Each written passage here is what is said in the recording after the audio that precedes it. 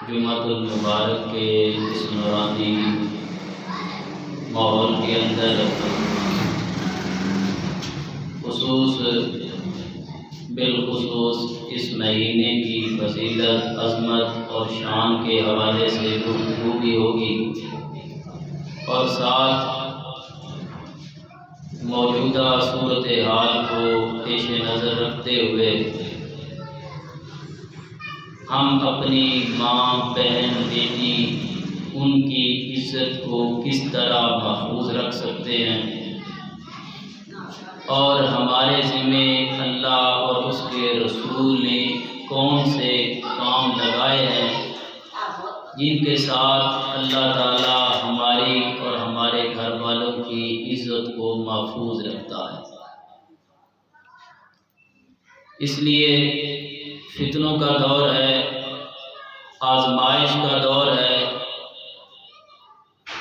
انسان اولاد کے حوالے سے بہت پریشان ہے۔ جنہوں نے اپنی اولاد رب سے دعائیں کر کر کے مانگی،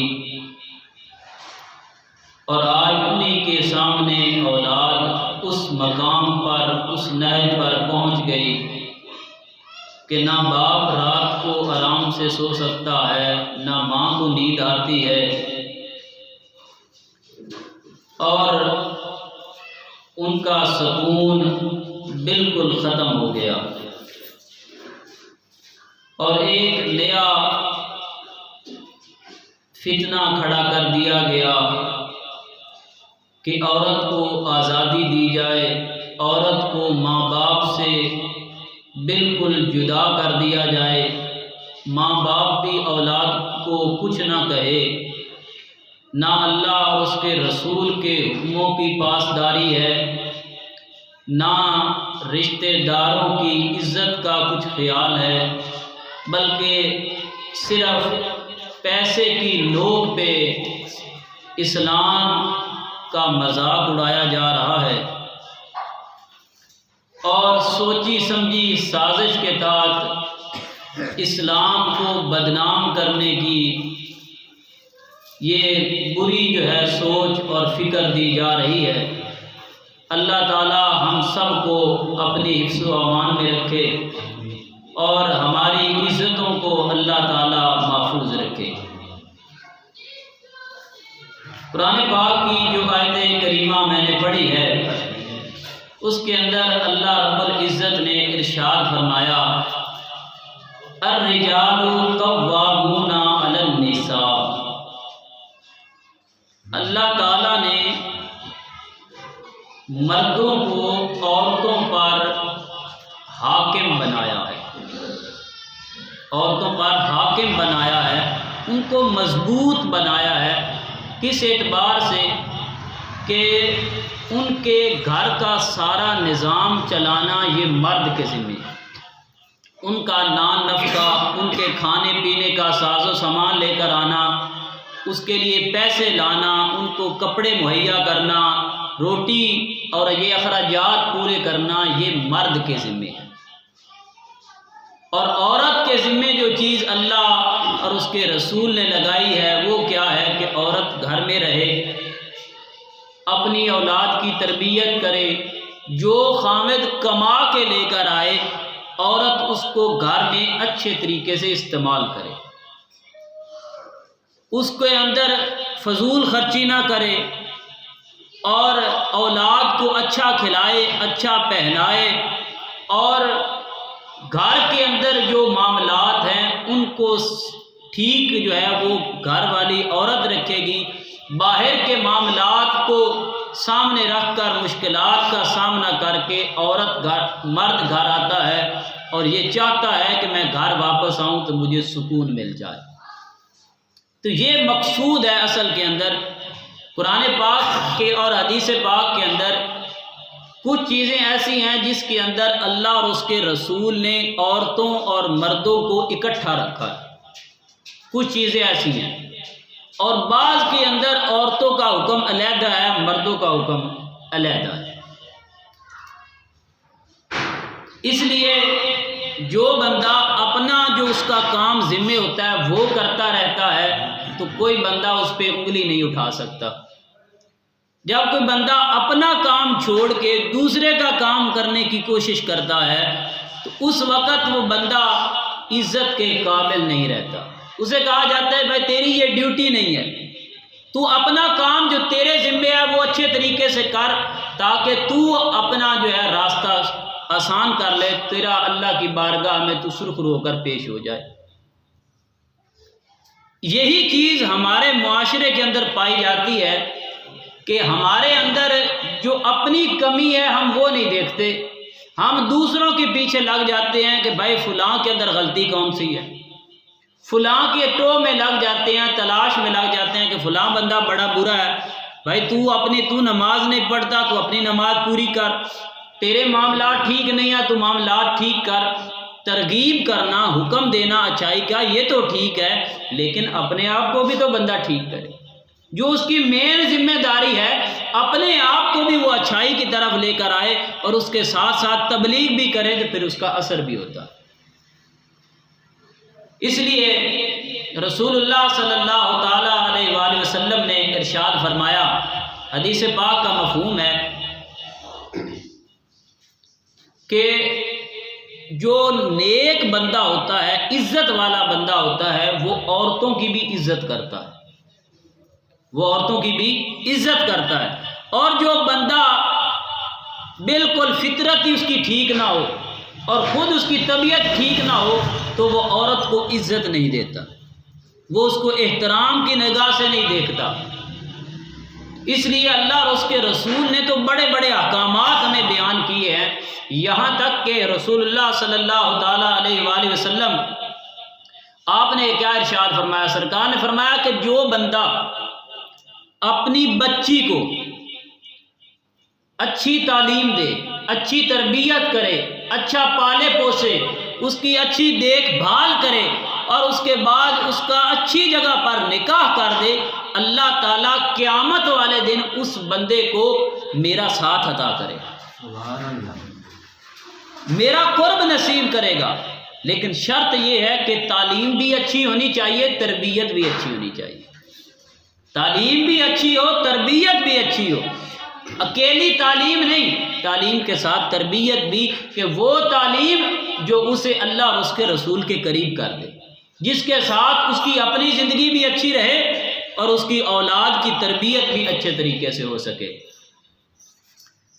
ام المومنین حضرت ام سلمہ رضی اللہ تعالی عنہا آپ ایک دن بیٹھی تھی تو ان کے ذہن میں ایک سوال آ گیا، عرض کی یا رسول اللہ نے قرآن پاک کے اندر مردوں کا تو بڑا ذکر کیا ہے، عورتوں کا ذکر ہی نہیں ہے، تو میرے آقا کریم صلی اللہ تعالی علیہ وآلہ وسلم آپ گھر سے اٹھے اور مسجد میں تشریف لے آئے اور وہاں پر سرکار ممبر پر آ گئے اور ممبر پہ آ کے میرے آقا نے فرمایا صحابہ کو جمع کیا جائے، صحابہ کو جمع کیا جائے۔ تو پتہ چلا کہ اگر کوئی بڑی اہم بات ہو تو لوگوں کو اکٹھا کر کے بتا دی جائے تاکہ سب تک پیغام پہنچ جائے، تاکہ سب تک پیغام پہنچ جائے۔ باقی یہ جو ہمارے فلسفے ہوتے ہیں، خصوصاً ہم یہ کوشش کرتے ہیں کہ کل کے موقع پر، اصالہ ثواب کے موقع پر، تو اس کا مقصد بھی یہی ہوتا ہے کہ لوگ زیادہ اکٹھے ہوں گے، وہ ایک دفعہ ہی تعزیت کر لیں گے، گھر والے جو ہیں وہ بیٹھے نہ رہیں گے۔ اب ایک بندہ روزانہ آتا ہے تعزیت کرنے تو وہ تو مہینہ اس کی روزی تو بند نہ ہو گئی، تو یہ ایک لوگوں کی سہولت کے لیے ہے کہ ایک دن اکٹھے آ جائیں گے، سب کا وقت بچ جائے گا، لوگ آئیں گے اس کے پاس تعزیت کریں گے اور سوگ کے ہوتے ہی 3 دن ہے، 3 دن کے بعد وہ اپنی جگہ سے فارغ ہو جائے گا اور اپنا کام کاج کرے گا، اس نے اپنے بچوں کا پیٹ بھی پالنا ہے۔ تو یہی فلسفہ ہوتا ہے۔ سرکار وہاں پر آئے، سرکار نے صحابہ کو جمع کیا، جمع کر کے میرے آقا نے فرمایا کہ لوگوں کو کیا ہو گیا ہے کہ لوگ کہتے ہیں کہ قرآن پاک میں مردوں کا ذکر زیادہ ہے، عورتوں کا ذکر ہی نہیں ہے۔ حالانکہ سوال کس نے کیا تھا؟ حضور کی زوجہ محترمہ نے۔ لیکن سرکار نے آ کر وہاں پر بیان کیا تاکہ سب کو پتہ چل جائے۔ اور وہ کیا فرمایا؟ فرمایا ان المسلمین والمسلمات، اللہ تعالیٰ نے کیا فرمایا؟ ان المسلمین والمسلمات والمؤمنین والمؤمنات۔ فرمایا اللہ نے تو قرآن میں جہاں جہاں مسلمان مردوں کا ذکر کیا ہے وہاں وہاں ساتھ مسلمان عورتوں کا بھی ذکر کیا۔ فرمایا ان المسلمین والمسلمات، مسلمان مرد اور مسلمان عورتیں، والمؤمنین والمؤمنات، مومن مرد اور مومن عورتیں، والقانتین والقانتات، فرما بردار مرد اور فرما بردار عورتیں، والصادقین والصادقات، سچ بولنے والے مرد اور سچ بولنے والی عورتیں، والصابرین والصابرات، صبر کرنے والے مرد اور صبر کرنے والی عورتیں، والخاشعین والخاشعات، اللہ سے ڈرنے والے مرد اور اللہ سے ڈرنے والی عورتیں، والمتصدقین والمتصدقات، اللہ کے راستے میں صدقہ دینے والے مرد اور صدقہ دینے والی عورتیں، والصائمین والصائمات، اللہ کی بارگاہ میں روزہ رکھنے والے مرد اور روزہ رکھنے والی عورتیں، والحافظین فروجہم والحافظات، فرمایا اپنے وجود کی، اپنی شرمگاہ کی حفاظت کرنے والے مرد اور حفاظت کرنے والی عورتیں، والذاکرین اللہ کثیرا والذاکرات، خدا کا ذکر کرنے والے مرد اور خدا کا ذکر کرنے والی عورتیں، ان تمام کا ذکر اللہ نے اکٹھا بیان فرمایا۔ تو مسلمان مرد ہیں، مسلمان عورتیں، مومن مرد، مومن عورتیں، فرما بردار مرد، فرما بردار عورتیں، اللہ سے ڈرنے والے مرد، اللہ سے ڈرنے والی عورتیں، صدقہ کرنے والے مرد، صدقہ کرنے والی عورتیں۔ تو اللہ نے تو جہاں جہاں مردوں کا ذکر کیا ہے ساتھ عورتوں کا بھی ذکر کیا ہے۔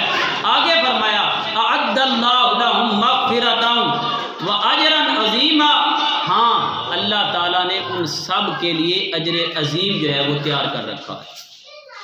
اس لیے کوشش کرنی چاہیے کہ قرآن کو سمجھے، قرآن کے مفہوم کو سمجھے، قرآن پاک کے اندر جو کچھ بیان ہوا ہے اس کو سمجھنے کی کوشش کی جائے۔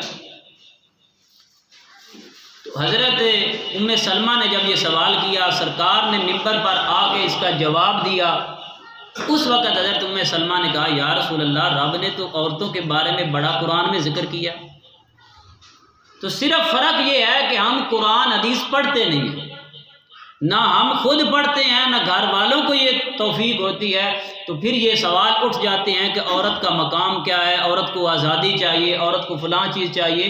اللہ اور اس کے رسول نے سب کچھ بیان کیا، اور پھر رسول اللہ صلی اللہ تعالیٰ علیہ وآلہ وسلم نے کیا ارشاد فرمایا؟ سرکار نے فرمایا کہ جو عورت اپنے خامد کا کپڑا دھوتی ہے، صرف کپڑے دھوتی ہے، اللہ تعالیٰ اس کو ہزاروں دنوں کا ثواب عطا کرتا ہے۔ اس نے جو عبادت کی ہوتی ہے اللہ اس کا ثواب عطا کرتا ہے۔ اور ایک جگہ پر یہ ہے کہ اس کے اللہ تعالیٰ جتنی اس کی زندگی ہوتی ہے اس کے سارے صغیرہ گناہوں کو معاف کر دیتے، صرف کس بدلے میں؟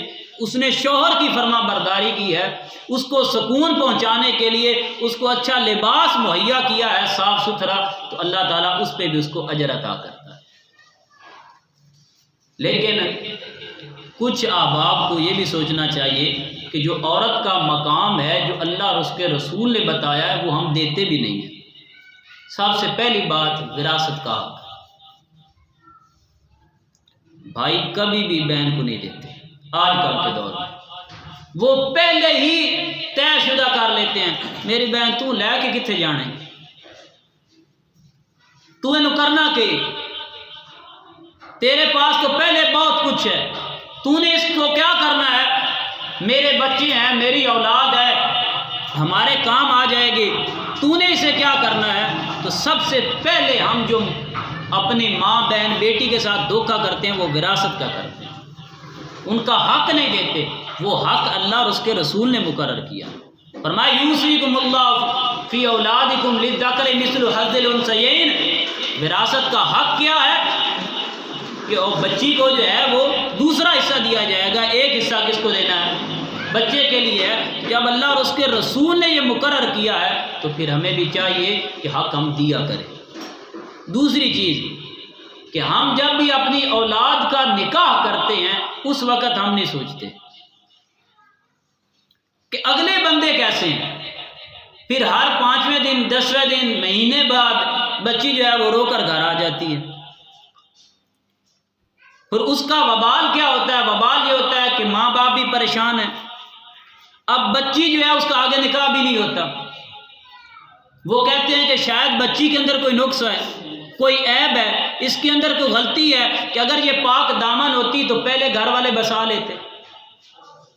حالانکہ ایسا بہت کم ہوتا ہے، جو اگلے لوگ ہوتے ہیں وہ آپ کو دھوکہ دیتے ہیں، وہ آپ کے سامنے چہرہ اور دکھاتے ہیں، اندر سے کچھ ہوتے ہیں۔ تو اس لیے سب سے پہلے ماں باپ کا جو حق ہے کہ اولاد کی جب آگے ان کو منتقل کرنا ہے، اولاد کو آگے لے کر جانا ہے تو پہلے پرکھ لیا کریں، تاکہ ہر مہینے کے بعد آپ کو پریشانی نہ بنے۔ اور یہ یاد رکھیں کہ اولاد کا جب آگے آپ نے نکاح کرنا ہے، ان کا رشتہ جوڑنے سے پہلے پیسے کی طرف نہ دیکھا کریں۔ ہم دیکھتے ہیں کہ یہ بندے کی کوٹھیاں کتنی ہیں، اس کی مال و دولت اس کے پاس کتنا ہے، اس کے پاس جو ہے پیسہ کتنا ہے، نہ اس کا کردار پرکھا جاتا ہے، نہ اس کے خاندان کا کردار پرکھا جاتا ہے، بلکہ صرف دیکھا جاتا ہے کہ مکان اچھا ہے، کوٹھی اچھی ہے، یہ سب کچھ اچھا ہے، تو پھر کچھ نہیں ہے، شرابی ہے، کبابی ہے، جو مرضی ہے، کوئی فکر نہیں ہوتی۔ پھر اس کے بعد ہوتا کیا ہے کہ وہ مارتے بھی ہیں، ظلم بھی کرتے ہیں بچی پر۔ اب بچی گھر آتی ہے تو ماں باپ کو ان کی وجہ سے کچھ مل رہا ہوتا ہے، وہ بھی بات نہیں کرتے۔ یہ اکثر معاشرے کے اندر یہ کام چل رہا ہے کہ ماں باپ ان سے لے کر کھا رہے ہوتے ہیں، جب ان کے محتاج ہوتے ہیں، ان کو تو روٹی مل رہی ہوتی ہے لیکن بچی کی زندگی خراب ہو جاتی ہے۔ اس لیے یہ ماں باپ کا یہ حق ہے کہ اولاد کی اچھی تربیت کریں اور نکاح بھی اچھی جگہ پر کریں، تو ان کو حق ملتا رہے، تو پھر آپ کی اولاد آپ کی فرما بردار رہے گی، نافرمانی نہیں کرے گی۔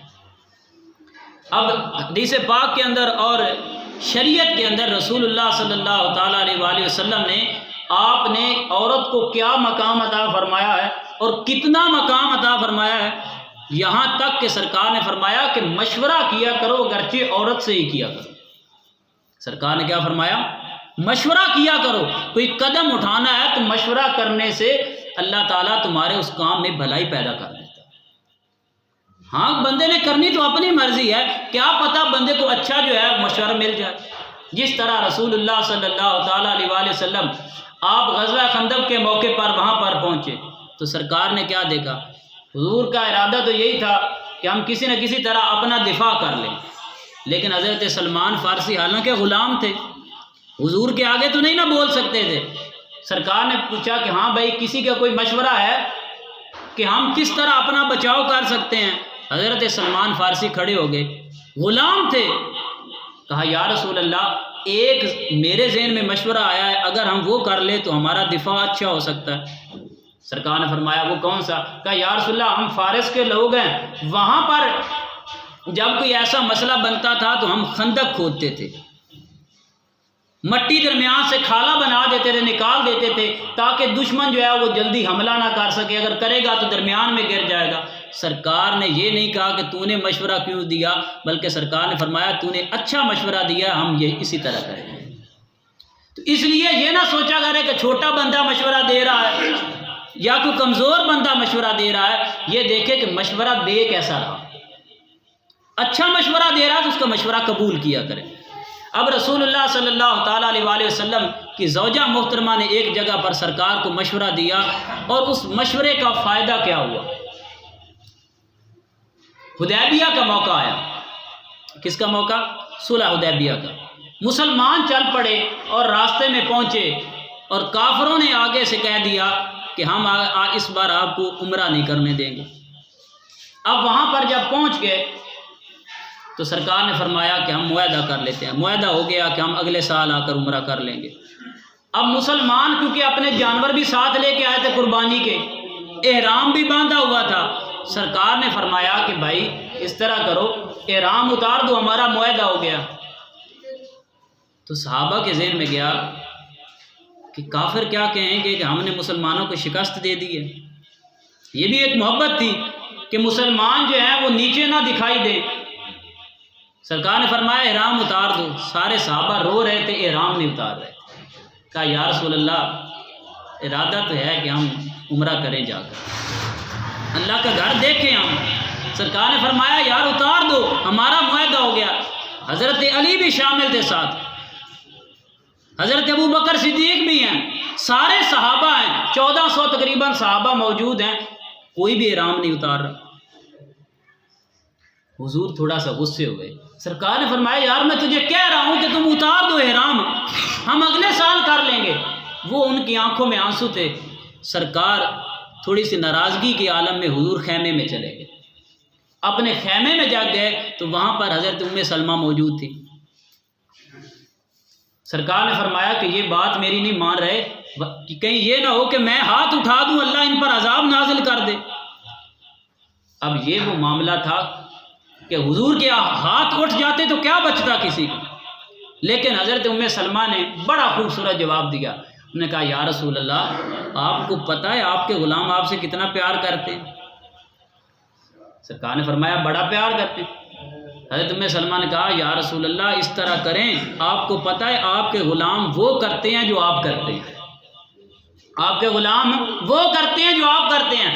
کہا پھر میں کیا کروں؟ کہا یا رسول اللہ آپ اس طرح کریں، آپ باہر تشریف لے جائیں، جو بندہ حلق کرنے والا ہے، سر کے بال مونڈنے والا، آپ اسے بلائیں، وہ آ کے آپ کے بال اتارے گا، آپ احرام اتار دیں گے، آپ کے غلام بھی اتار دیں گے۔ آپ اتاریں گے تو آپ کے غلام آپ کو دیکھیں گے وہ تو وہی کرتے ہیں جو آپ کرتے ہیں، تو وہ خود بخود اتار دیں گے۔ سرکار نے اپنی زوجہ کا مشورہ مان کر سرکار نے اس بندے کو بلایا حلاق کو، اس نے آپ کے بال اتارے، جیسے حضور اتروا رہے تھے صحابہ نے کہا بھائی ہمارے بھی اتار۔ تو پتہ کیا چلا کہ یہ مشورہ کر لینا چاہیے، مشورے سے بندے کی اصلاح ہو جاتی ہے۔ اب وہی اگر ہمارے اس معاشرے میں کوئی ایسا فرد ہوتا، وہ گھر میں جاتا تو اس نے اور تیلی لا چھڑنی ہے کہ یہ جھگڑا ہوتا تو اور بڑھ جائے، کسی کا برا ہوتا تو ہو جائے، لیکن اصل عورتیں وہی ہوتی ہیں جو دوسروں کا بھلا چاہتی ہیں، جو رشتوں کو توڑنا نہیں چاہتی۔ اگر حضرت ام سلمہ بھی کہہ دیتی کہ حضور آپ بد دعا کر دیں، یہ آپ کی بات نہیں مان رہی، تو پھر کیا بچتا کسی کو۔ اس لیے اسلام کے اندر عورت کو بڑا مقام ہے۔ اس لیے اگر کوئی بندہ بیوی کا اچھا مشورہ مان لے تو اس کو برا نہیں کہنا چاہیے، یہ ہمارے نبی کی سنت ہے، یہ حضور علیہ السلام کی سنت ہے۔ اب ایک اور مقام پر رسول اللہ صلی اللہ تعالیٰ علیہ وسلم نے 4 عورتوں کا ذکر فرمایا۔ سرکار نے فرمایا کہ 4 عورتیں بڑی عزت والی ہیں، 4 عورتیں بڑی عزت والی ہیں۔ ان میں پہلی عورت حضرت خدیجہ الکبریٰ رضی اللہ تعالیٰ، یہ حضور کی پہلی زوجہ محترمہ۔ دوسرا سرکار نے فرمایا حضرت آسیہ فرعون کی بیوی۔ تیسرا سرکار نے فرمایا حضرت مریم سلام اللہ علیہ، حضرت عیسیٰ علیہ السلام کی والدہ محترمہ۔ اور چوتھا سرکار نے فرمایا میری بیٹی فاطمہ۔ فرمایا یہ بڑی عزت والی عورتیں ہیں۔ اب میں آپ کو ایک بات بتانا چاہتا ہوں، یہ سمجھ لیں۔ اس دنیا جہان کے اندر 4 رشتے ہوتے ہیں، دنیا جہان کے اندر 4 رشتے ہیں۔ پہلا رشتہ ماں کا ہے، دوسرا رشتہ بیٹی کا ہے، بہن کا ہے تیسرا رشتہ، اور پھر رشتہ کس کا آ جاتا ہے؟ بیوی کا رشتہ آ جاتا ہے۔ اللہ نے 4 عورتوں کا یہ ذکر جو فرمایا ہے، اس کے اندر 4 چیزیں موجود ہیں، اس کے اندر 4 چیزیں موجود ہیں۔ کہا اگر آپ نے ماں کا اعتبار کرنا ہے، ماں کا لحاظ رکھنا ہے، تو دیکھ لو حضرت عیسیٰ علیہ السلام کی والدہ نے کیسا کردار ادا کیا۔ اگر تو نے بیوی کے اعتبار سے دیکھنا ہے تو حضرت آسیہ کو دیکھ لو، فرعون کے گھر میں تھی پھر بھی اللہ اور اس کے رسولوں کا حکم نہیں چھوڑا۔ اور کہا اگر بیٹی کو دیکھنا ہے تو میرے مصطفیٰ کی فاطمہ کو دیکھ لو۔ حضرت فاطمہ کو دیکھ لینا کہ اگر بیٹی کو دیکھنا ہے تو یہ ساری عورتیں سامنے کی ہیں کہ اگر تو نے آئیڈیل بنانا ہے، نمونہ لینا ہے، کچھ سیکھنا ہے، ماں کا اعتبار کرنا ہے، تو وہ حضرت مریم کو دیکھ لے کہ بغیر ان کا خامد نہیں ہے، انہوں نے اپنی چادر پہ کوئی داغ نہیں آنے دیا۔ حضرت آسیہ فرعون کے گھر ہیں لیکن اپنی چادر پہ کوئی داغ نہیں آنے دیا۔ حضرت فاطمہ الزہرا اس دور میں پیدا ہوئی ہیں جب بچیوں کو زندہ دردگور کیا جاتا تھا، انہوں نے اپنی چادر پہ داغ نہیں آنے دیا۔ یہ ہمیں سبق دیا گیا کہ ان عورتوں کو جو ہے آپ فالو کریں، ان لوگوں کے طریقے پر چلیں تاکہ آپ کی اولاد بھی ٹھیک رہے۔ رسول اللہ صلی اللہ تعالیٰ علیہ وآلہ وسلم آپ نے اپنی اولاد کی جو تربیت فرمائی ہے نا، اس کے اندر بڑا لطف ہے۔ اس کے اندر حضرت فاطمہ سرکار کے پاس بڑا مشہور واقعہ ہے، لیکن اس کے اندر ایک پوائنٹ ہے، وہ سمجھے۔ حضرت فاطمہ الزہرا رسول اللہ صلی اللہ علیہ وسلم کے پاس آئیں۔ ایک روایت کے اندر ہے کہ سرکار کی یہ بیٹی حضرت امام حسین کو گود میں لیا ہوتا تھا، ایک ہاتھ سے تھپکی دیتی تھی، دوسرے ہاتھ سے چکی چلاتی تھی۔ ایک ہاتھ سے تھپکی دے رہی ہیں، سلا رہی ہیں، پیار کر رہی ہیں، اور دوسرے ہاتھ سے چکی چل رہی ہے۔ اب سرکار دو جہاں صلی اللہ تعالیٰ علیہ وآلہ وسلم کے پاس گئی کہ یا رسول اللہ مجھے غلام دے دیں، تو پتہ کیا چلا، میرے مصطفیٰ کریم نے کیا فرمایا کہ میری بیٹی تو یہ تسبیح پڑھا کر، سبحان اللہ، الحمدللہ، اللہ اکبر، یہ تسبیح پڑھا کر، لیکن یہ بتایا بیٹی باہر سے کما کے لانا تیرا کام نہیں ہے، وہ گھر والے کا کام ہے۔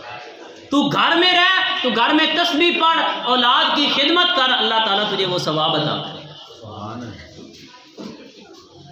ایک بڑی مشہور روایت موجود ہے کہ رسول اللہ صلی اللہ تعالیٰ علیہ وآلہ وسلم کا دور تھا، تو ایک خامد اپنی بیوی کو کہہ کر چلا گیا کہ اس طرح کرنا کہ میری اجازت نہیں ہے تمہیں باہر نکلنے کی، میرے بعد کہیں نہ باہر جانا۔ اس کا باپ بیمار ہو گیا۔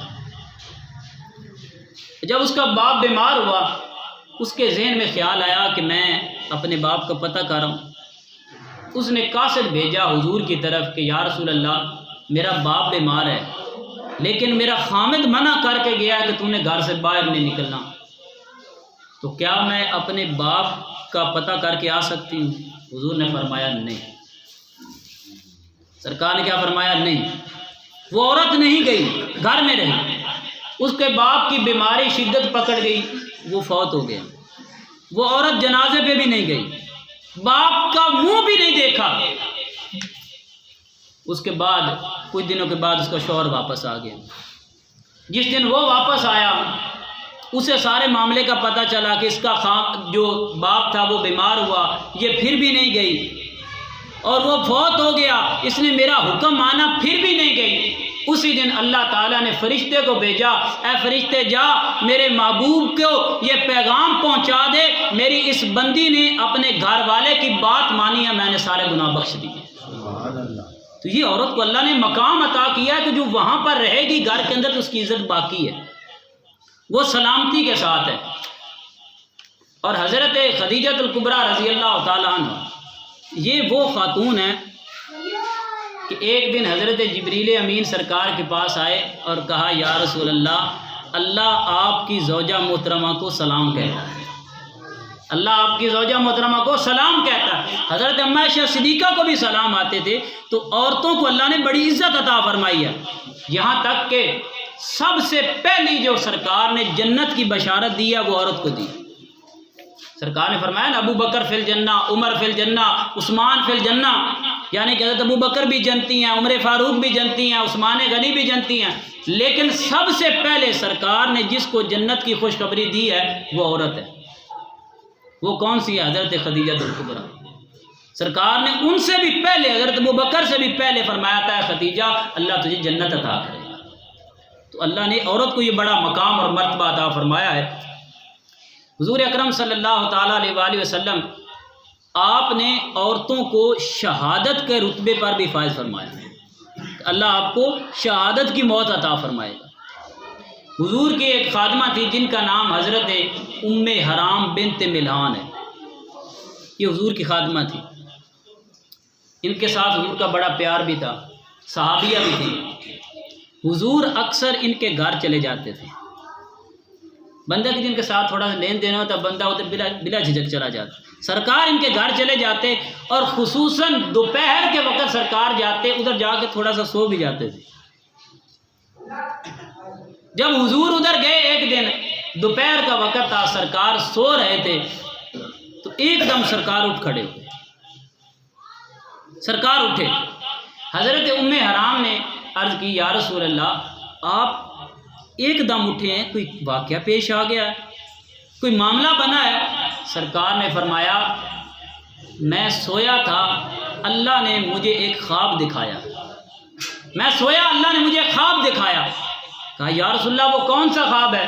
سرکار نے فرمایا کہ اللہ نے مجھے دکھایا ہے کہ میری امت میں سے کچھ بندے سمندر کا سفر کریں گے.